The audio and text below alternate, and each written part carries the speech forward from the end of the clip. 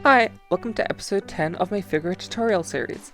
In this episode, I'm going to be covering the action wheel, which is a super useful tool for triggering things in your avatar if using keybinds is too cumbersome. This is going to rely on ping, so make sure you've watched the previous episode. That's definitely very important here. First thing you need to know is the action wheel button. If you go into your settings here and look for action wheel, you should see the action wheel button. By default that's B, but you can change it if you like.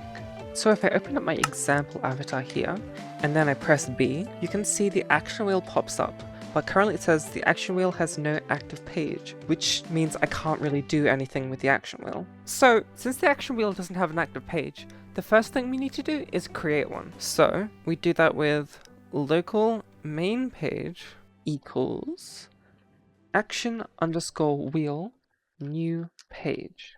And then we have the option of inserting the title of our page here. I'm going to do main page, but you don't have to, you can just leave this empty. But it's good practice to name your pages. So if I save this and go in game now, you can see I still don't have an active page. And that's because I haven't set this page. So next I need to go action underscore wheel, set page, and then this variable that we got from our page we created here. So main page. There we go. It doesn't have that error message anymore, which is really good.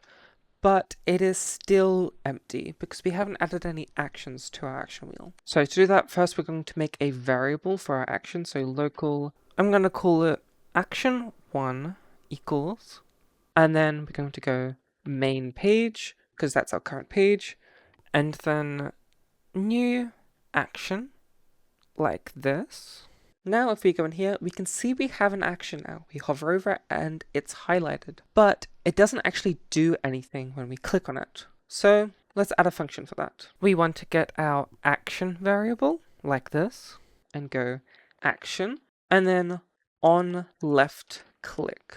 And now inside here, we want to put a function. And for neatness, I will do this. Now I want to make my function actually do something, so I will just log hello. Now if I go in here and click on my action, you can see it logs hello.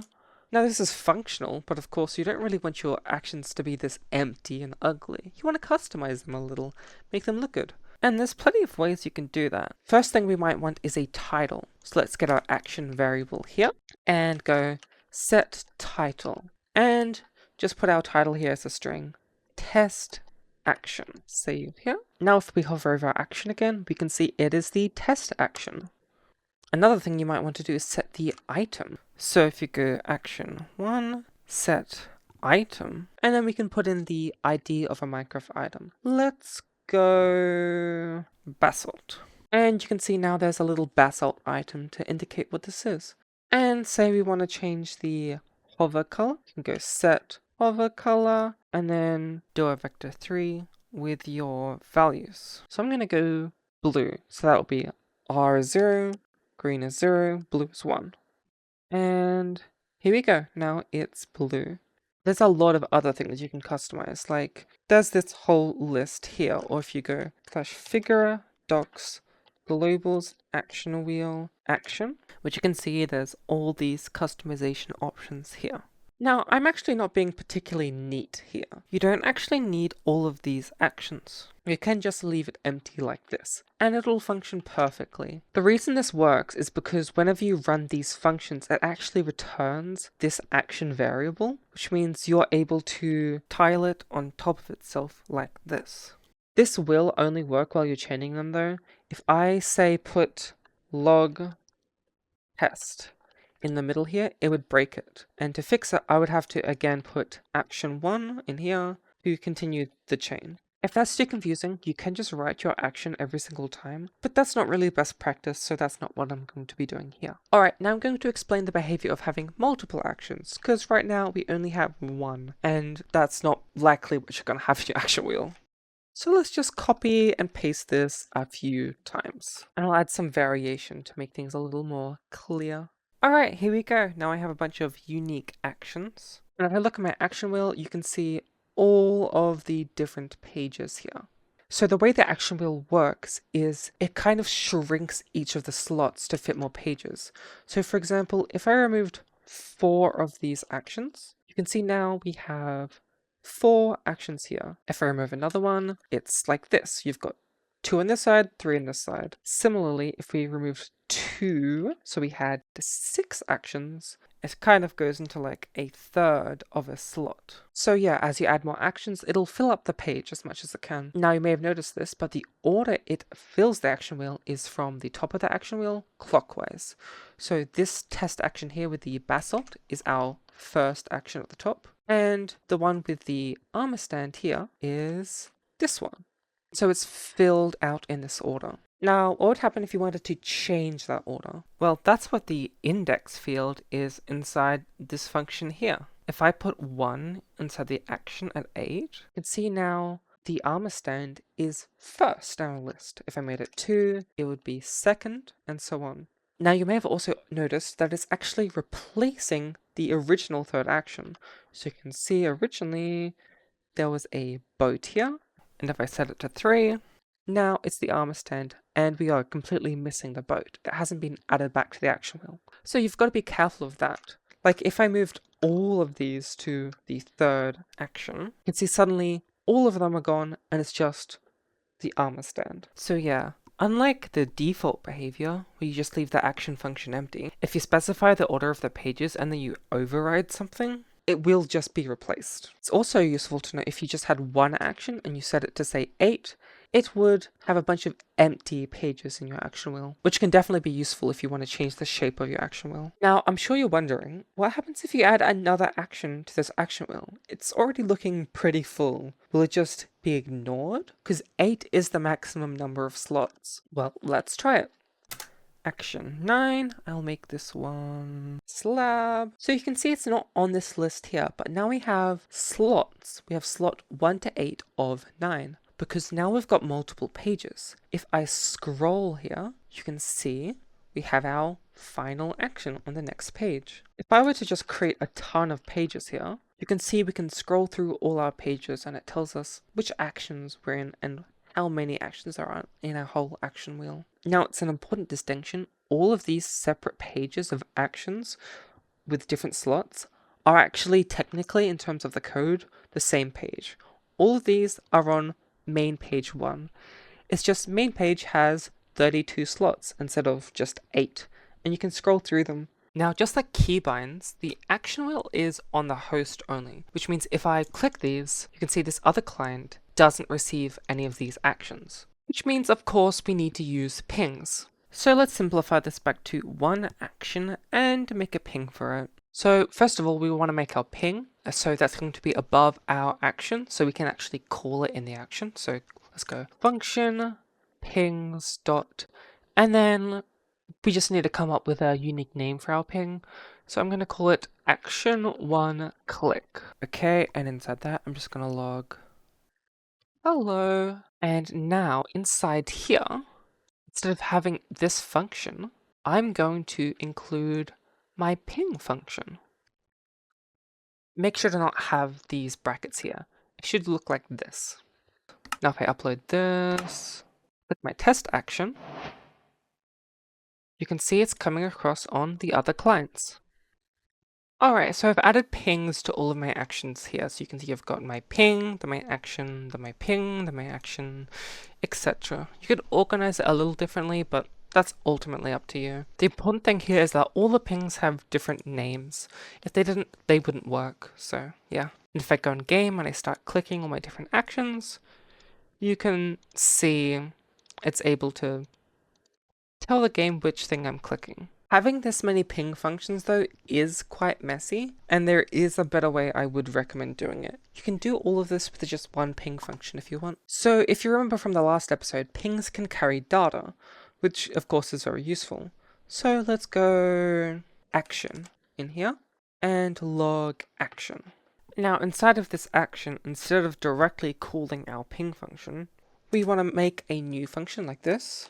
Function and then inside our function, we then call our ping function like this, and we can include our action. So action 1. And I'll just rename this to action click since it's not just going to be for action 1, it's going to be for all of them. And so now whenever I left click on my action, it's going to run this function, which will then ping the action click function with this action 1 string. There we go, I've done that for all of these now. And if I go in game, you can see now it's pinging for all my different actions, and it's just using one ping function. And of course you can just do an if check in here. If action equals action 1 log hi. Now that'll only happen for action 1, won't happen for any of the others. And these don't have to be strings either. It could just be 1, 2, 3, and then that'd work just fine. Now, click events aren't the only thing you can do with action wheels. You can actually do some other stuff, like toggles, for example. So I've cleared my action wheel. Let's add a toggle. So let's go local action toggle equals main page, new action. Set the name to toggle example. And I'll change the item to, let's go a bone. If we go in game, you can see the action here, but of course it's not toggling yet. So let's set that up. To make an action toggleable, we have to do the set on toggle function, which is very similar to set on left click or right click, which you might have seen. But this time it's a toggle. So let's add our function in here. And now if we go in game, it actually looks a bit different. It might be a little hard to see, but you can see this little toggle icon here. And if we click on this, it toggles. So let's set this toggle up with a script. The set on toggle function includes the toggle in this function here. So if I go toggle and then log toggle, you can see it's now logging a boolean for if when I click it, the toggle is true or false. Of course, right now it's not pinged. So let's set up a ping function pings.action toggle, and I'll include my toggle in here, log toggle, and let's move this in here. Now if I upload, you can see the state of this toggle is being pinged. You also don't have to format it like this. You can do the same thing I did earlier where you just grab your action here and just put it inside your toggle like this. And you can see it's still working great. The final action type I want to show you is the scroll. So I've made a new example here, and it's just like the other ones on scroll. And then we have our function here. Function end. And inside here we want to type scroll and then log scroll. Just like with the toggle. And now you can see we have a different little icon here. It's a little arrow. If I click on this, it does nothing. But if I scroll with my mouse wheel, if I scroll up, it'll give me 1. It'll trigger that function every single time I scroll up. And if I scroll down, it'll give me -1. And if I scroll up and down like this, you can see I get a bunch of different values. Up and down, up and up and down. Now pinging with the scroll function is a little bit more tricky. If I go function pings.action scroll, scroll, log scroll, I'll just do this. If I scroll here, you can see it works great, but if I scroll too fast, you can see I've sent too many pings, and so that data hasn't been sent over the backend. Now, it's fine if you don't have a lot of pings and you're just sending some basic scrolls, but if you're sending a lot of data, since scrolling sends so many pings, it can be not ideal. And so it can be better to just store this data inside a table and then just periodically ping.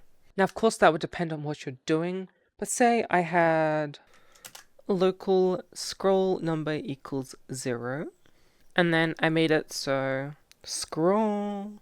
And then in here, I did scroll number equals scroll number plus scroll. You would see this number would change whenever I scroll, but sending all that over pings wouldn't be ideal. So the way I would do it is just like function events.tick if world.getTime modulo, and I'm gonna go like 20, so it's once a second, equals 0, then pings.update scroll. And of course I want to make this function pings dot Update scroll, log scroll. This in here, and include scroll number when I ping it. Now you can see the scrolling is synced. The data isn't sent as often, but it's synced perfectly. Alright, the next thing I'm going to show you is how to make sub-pages. So that's when you click on one action, the action wheel, and it takes you to a different page. Very useful for organizing. So let's make our action first.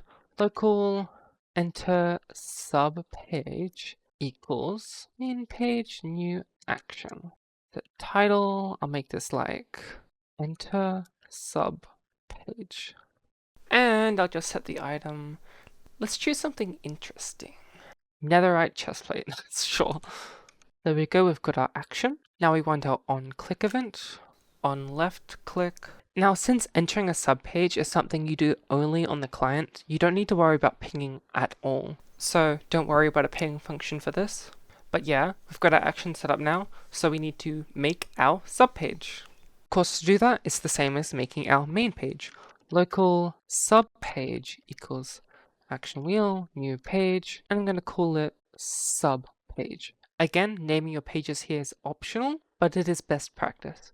So now, inside this on left click event, you might have already guessed, to change the page we just go action wheel, set page, and then sub page. And I'll add a little action to the sub page as well. I'll just go local sub page action equals, and then of course, instead of main page, sub page, new action, set title, sub page, action.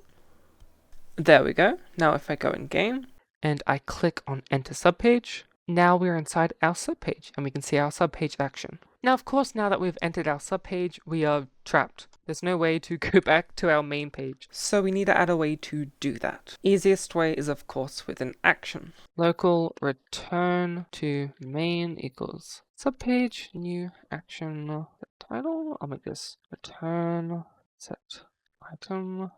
I'll go the barrier block. And on left click, action wheel, set page, main page. And now if I go into my subpage, I'm in my subpage now, I've got my subpage action, and I can click return, and now I'm back at my main page. Of course, you can make subpages within subpages and have those all linked to different subpages, but that's just more of the same thing. This is all you really need to know for the fundamentals of making subpages. You literally just set the page, and for every subpage, you need to make a different action wheel page. Now, for me personally, I find having all these return buttons to be a little cumbersome. There's a slightly more complicated, but I think far better solution to returning from all your subpages. What I like to do is I store, whenever I enter a subpage, what the previous page was. And I just store a list of all my previous pages, and then when I right click, it just takes me back down that list, clearing each of the entries until I'm back at the home page. Alright, first of all, we need to detect when the mouse is pressed. Now, we don't actually need to make a keybind for this. There is an event already for the mouse press.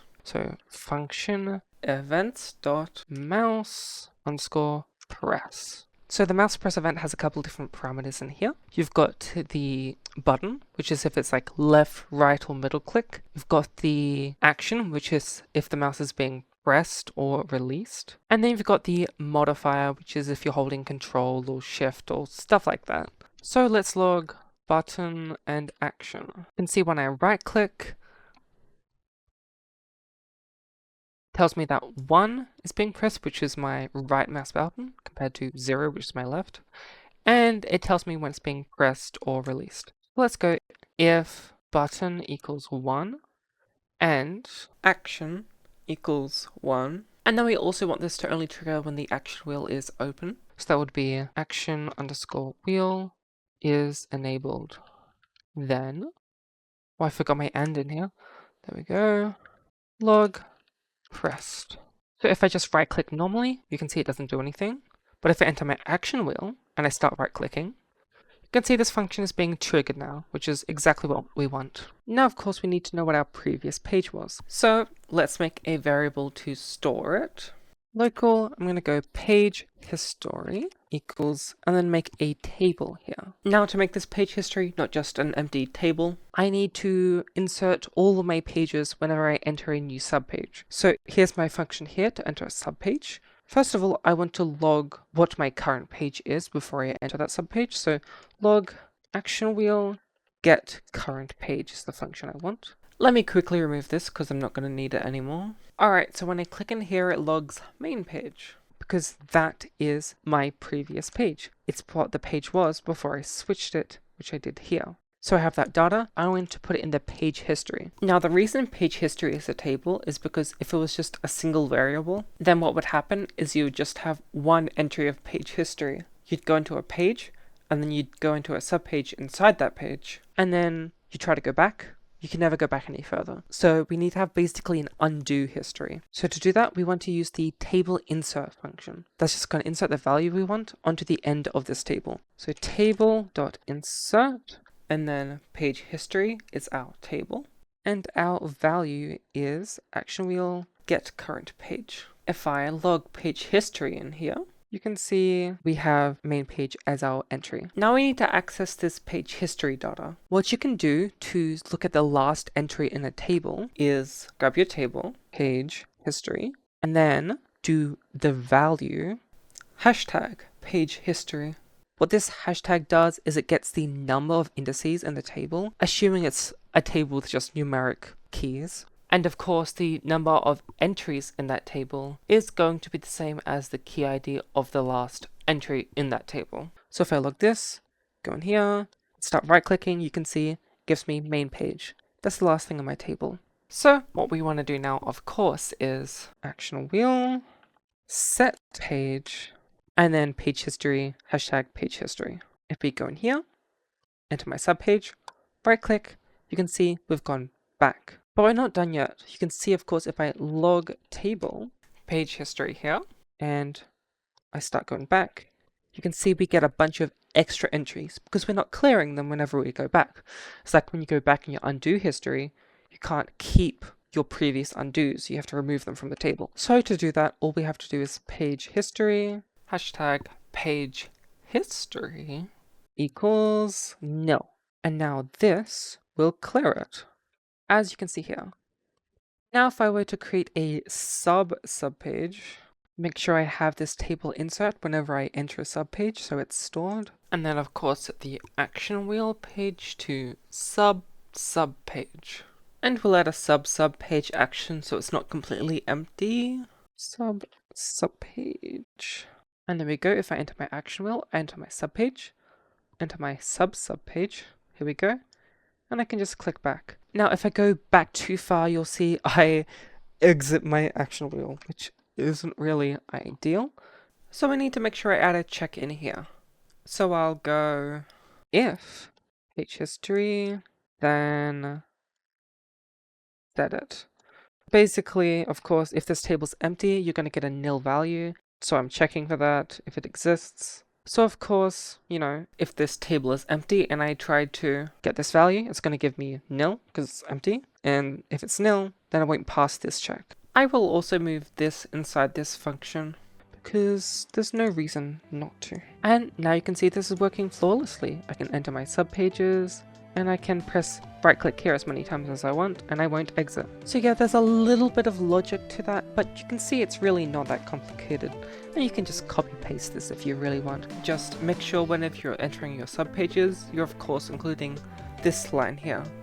But yeah, that's everything I had to say about the action wheel. If you want more resources, there's the action wheel guide on the Figura wiki. I think this is a really good resource and really well done. I'll of course have a link to that in the description. My next episode is going to be on the animation API, so I'll hopefully have that one made soon, and it won't be a super long wait. Thank you so much for watching, and I'll see you in the next episode.